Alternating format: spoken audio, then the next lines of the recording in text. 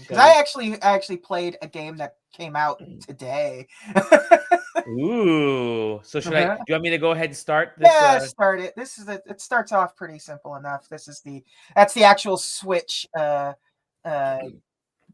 the icon, like main page icon for Oh, this nice. game. Are you? Can you flip through this on the? Yeah. Oh, you Yeah. can. Okay, I don't have to touch it. All right, I got the arrows. I see them. you got the arrows. All right, cool. Yeah. So yeah, it's the Taito Milestones collection. It's 10 games. And it's not what you would think. Like when you hear Taito Milestones, what games are you thinking? You think of Bubble Bobble? Yeah. Double Dragon, maybe. Oh yeah. No, it's actually let's see here. It's these ones. QIX. Yeah. So these are your 10 games. 2 of them you probably recognize, maybe 3. They kind of this is the title screen too. This is your game select screen. I know this looks like it's like key art to advertise this game, but this is actually what the main menu looks like. This is Arcade Archives. Every single one of these games is already available on the Switch. Oh, is it really? Okay. So there's the thing. Like when I think about compilations, there's a few things that I always think about. I think about like what's included, like historical content, obviously the game content, and the value. Because as we've said before, like when I reviewed one of the previous Taito compilations for Space Invaders, great compilation of games, absolutely the worst value for $60 for 10 Space Invaders games. Just absolutely fucking miserable. I think in terms of compilations, like this one is $40. That's kind of a rough price. But if you bought them individually, it's 10 games and they're $8 a piece on the eShop. Okay. So it's technically an $80 package at half off. However, the severe caveat to that is you would never spend that $80 because you would never buy Alpine Ski, especially for $8. There's probably 2 to 3 games on here that are even relatively worth your time picking up.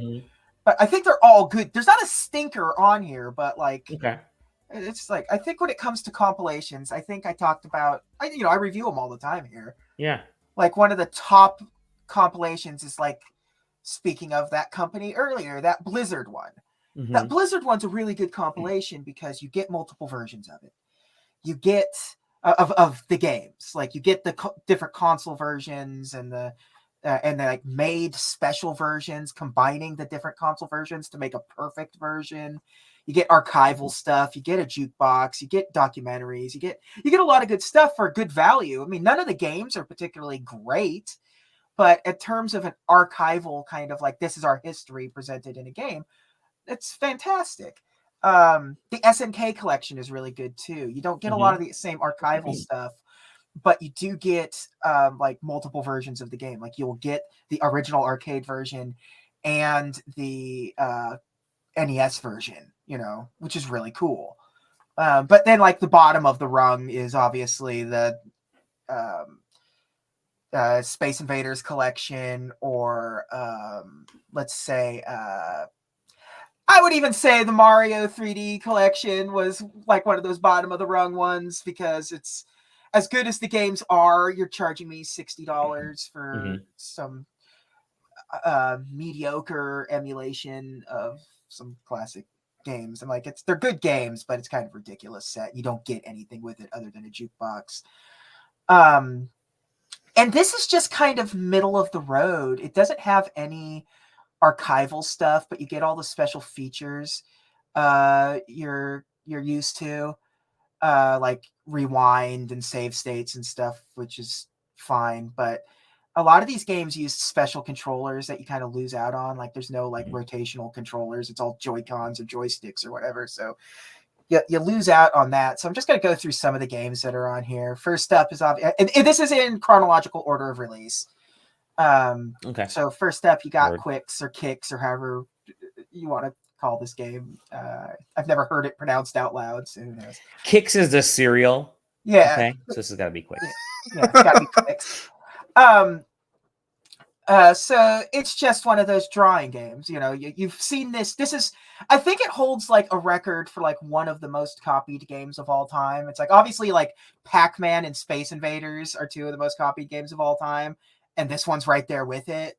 It really is. You can see at the top of the screen where it says, "Oh, there's your claimed," and how much you have to claim 75% of the board to pass this level. And so you got your little red guy down there that's drawing on this board, and yeah, you have this green thing is an enemy, and the little spark chasing your red guy is an enemy, and there I am dying. So that's good. That's how you want to advertise the game. Me playing it, we're just losing all the time. This game, I remember it from way, way, way back in the day. I think on like Commodore. This is 1981. All right, cool. You know, it may have been on the Apple II. Actually, it was the Apple II GS is where we played it. And we had free time in our first computer class back in like third grade, second grade. And so I played, I'm old. Yeah. And so I played this game because I just love the idea of it. It's fill up this space. Yeah, it's a great game. I don't think it controls that great on the Switch. The Joy-Con joysticks are just kind of bad for this kind of. That's the sort of common thread throughout most of these. Okay. Let's see, what do we got next? Okay, this was I forget the title. Space something. Space Force? No, that's not it. Spaceseeker. Yeah, I think that sounds right. I'm gonna look it up. I'm sorry, everyone. This is great radio. It's actually let's see. Taito Milestones is back. Yes. Spaceseeker. I was right. Spaceseeker. Spaceseeker. Yeah, Spaceseeker. So this game's a really cool game. So all of these kind of have a theme going on of like something that was new for Taito that sort of put them in like on a different playing field for a lot of games and stuff. And this one's really cool. So this is your overworld map. If you've never played Spaceseeker before, and the little red and white disc that's in that box represents how many lives you have. And that's also the sort of player token that you control. And those little things that look like turrets are kind of attacking, and there's like little red ships that are going. It's a very basic looking thing. Like this map is very ugly, and it's hard to tell what's going on most of the time. But what's cool about it is there's two different play styles. So you have this, which is your typical like Defender R-type style side-scrolling shooter. And this is 1981 as well. So this is a really old game. And the other play style is this sort of like FPS cockpit mode shooter, which for 1981 is really good looking. Like I was really impressed visually how this particular part of this Millennium Falcon style cockpit gunner thing's going on. I was gonna say this definitely looks ahead of its time. Yeah, but this is 1981. This is pretty wild. And again, that's why it's on the collection. This is like Taito pushing the limits of what they were doing at the time, obviously. This is well beyond what Space Invaders was doing in the 70s at this point. You have Alpine Ski, which there's nothing to talk about with Alpine Ski because when you go to, this is just the tracked screen. It's just ski free, basically. I was gonna say, is this ski free? You're just kind of slaloming around, collecting points. Ski free, but no abominable snowman. What's the point? Ski free until you hit a tree. Yeah, here's me eating shit and getting covered in snow. Well, a skeeter laughs at me. It's good. It's a fine little game, but there's nothing to really exciting about it. And every genre is different. So this is the sports game on the compilation. This is Frontline. And Frontline is Commando, predating Commando.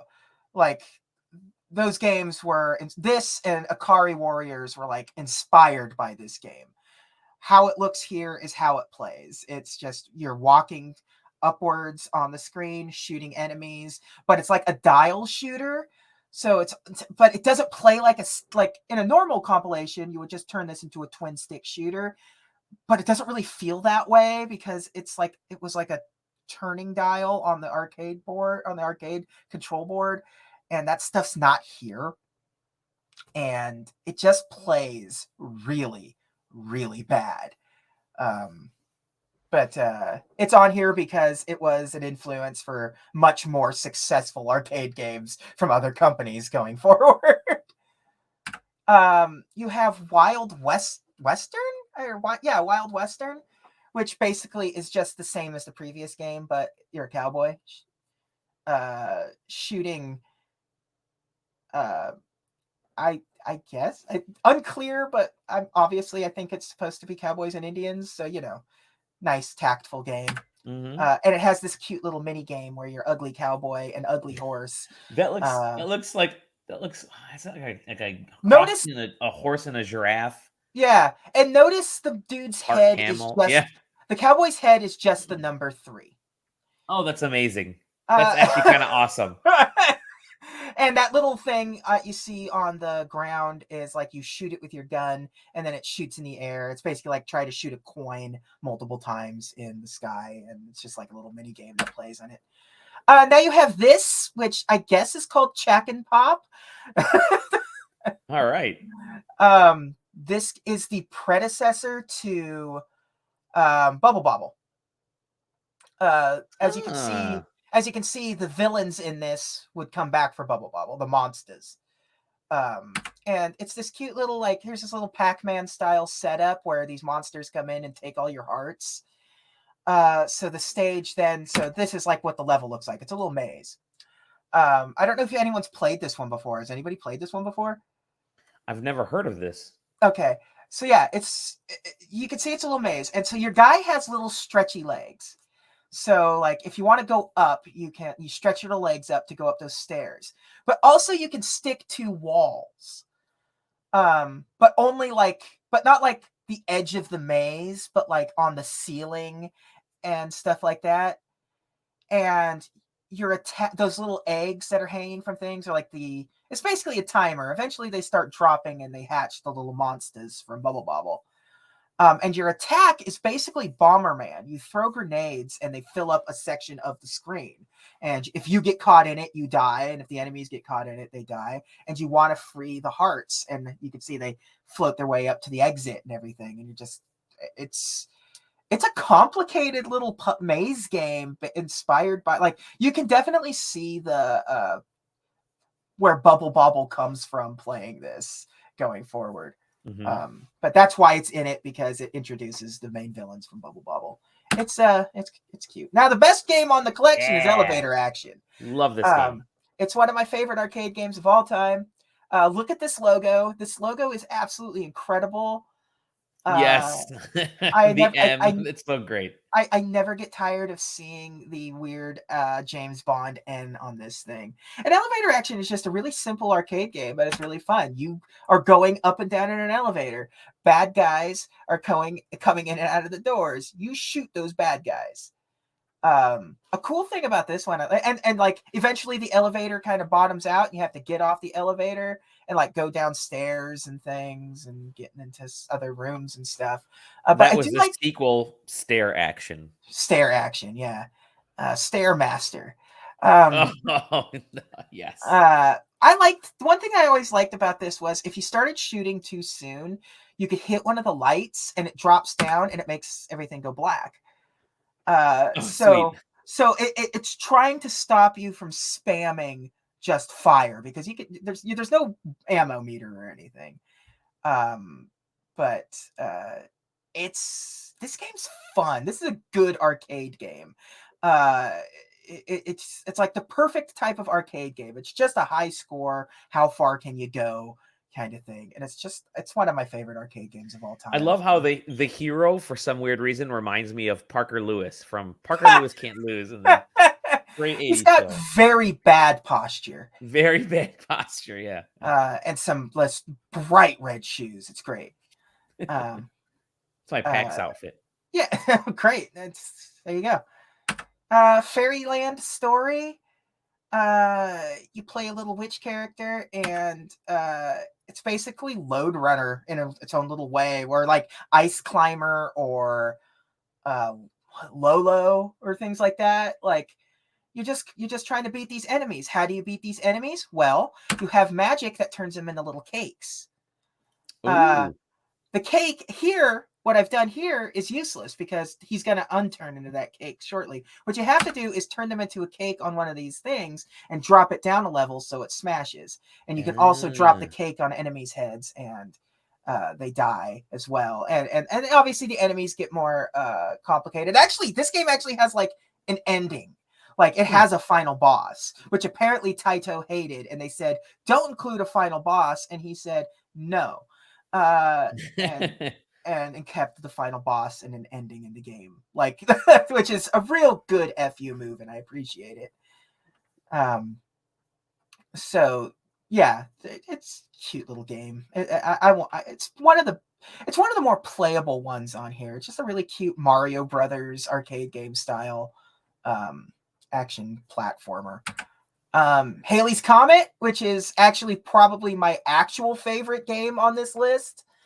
How many favorites we got, JJ? This is my actual favorite. This is my legit. Okay. Everything else after this sucks. But this one is actually a really solid vertical shmup. And it's like you're going from planet to planet, and like eventually you go into the comets, because like this came out at around the time of the whole Halley's Comet thing. So it's, you know, it's cashing in on the craze, the Halley's Comet craze.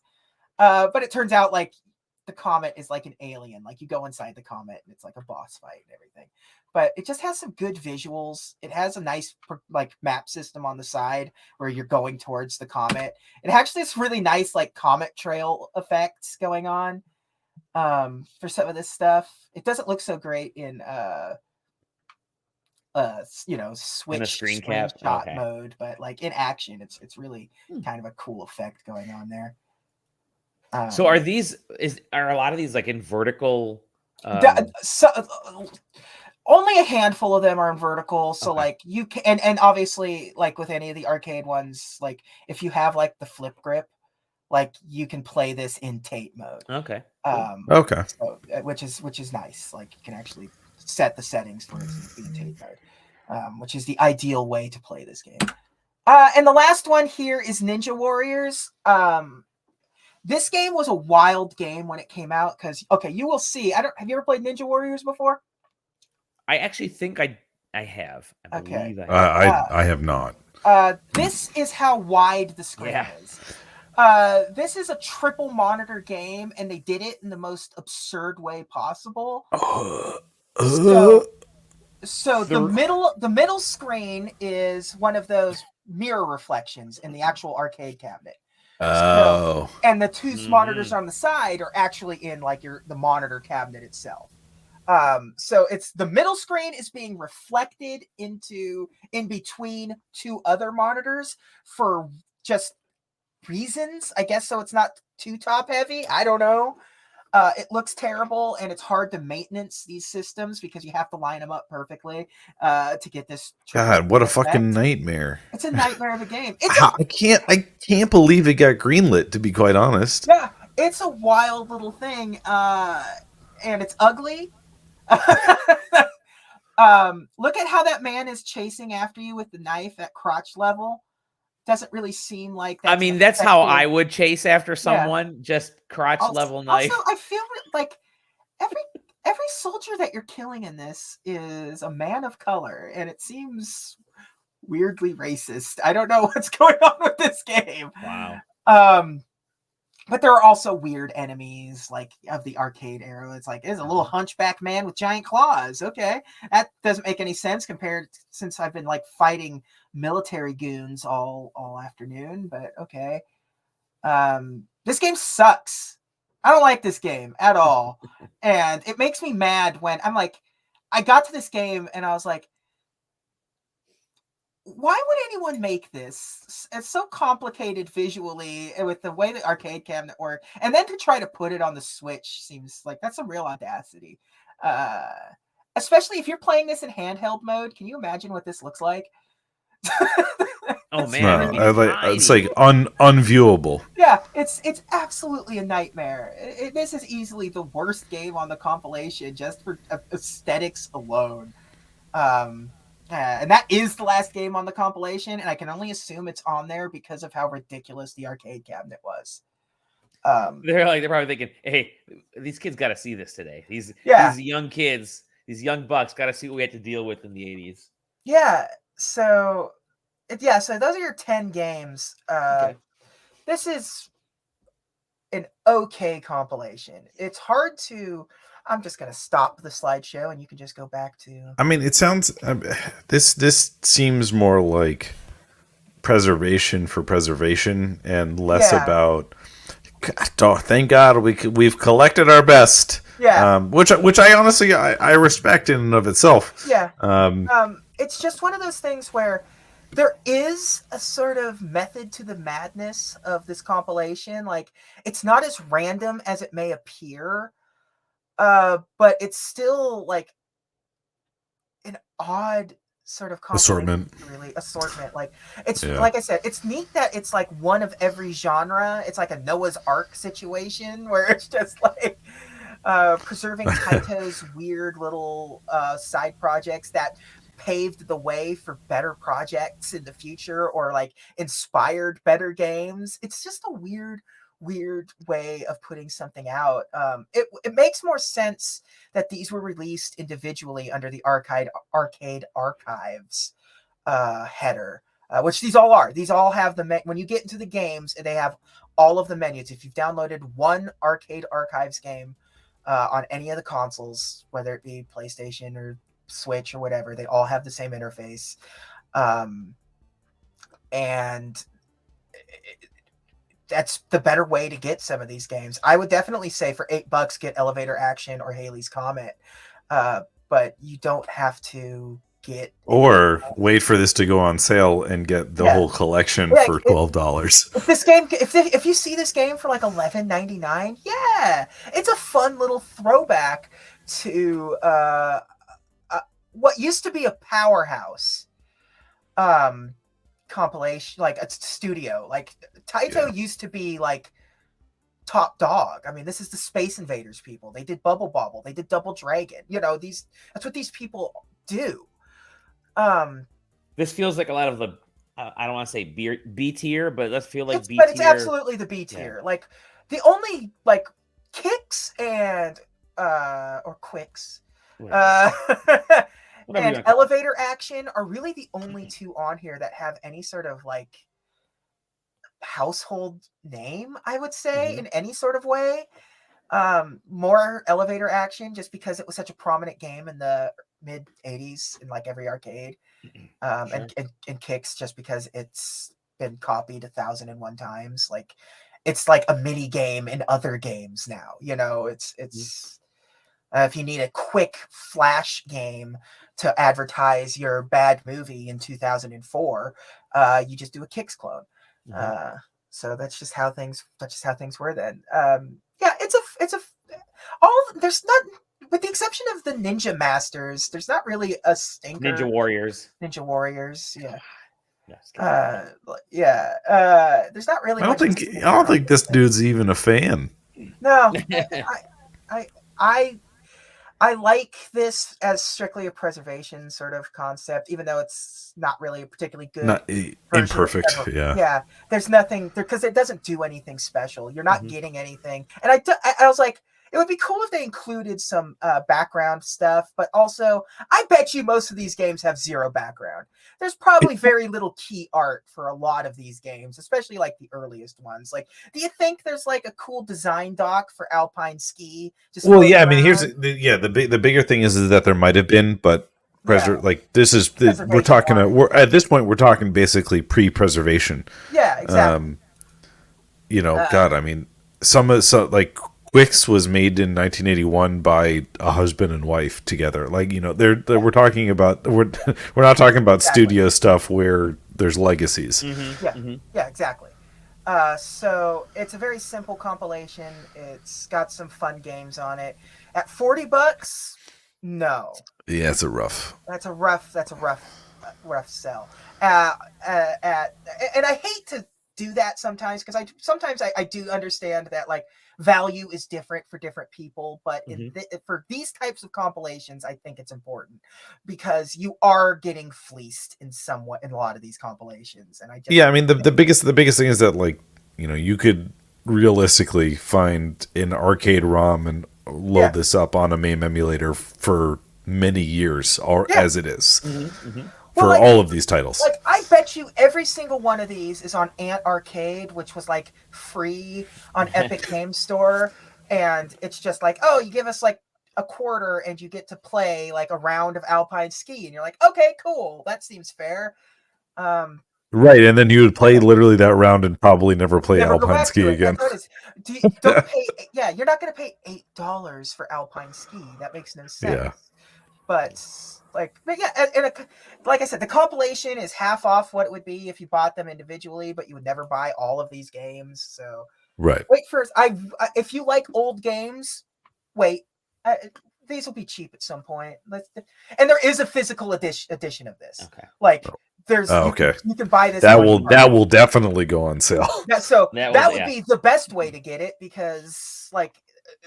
There's going to be the cheapest. It's going to be one of those Best Buy $5 more. You're going to wake up and Wario64 is going to tweet out that the Taito Milestones collection is $4.99 at Best Buy, and you're going to order it. And one day it's just going to show up, and you forgot you ordered it. That's the best way to get this game. That's like the most JJ thing ever. By the way, yeah, that literally. I feel like you just recounted a story that happened to you recently. Listen. There you go. Listen, I didn't need Sonic Mania on the PlayStation, but there it is. Taito Milestones.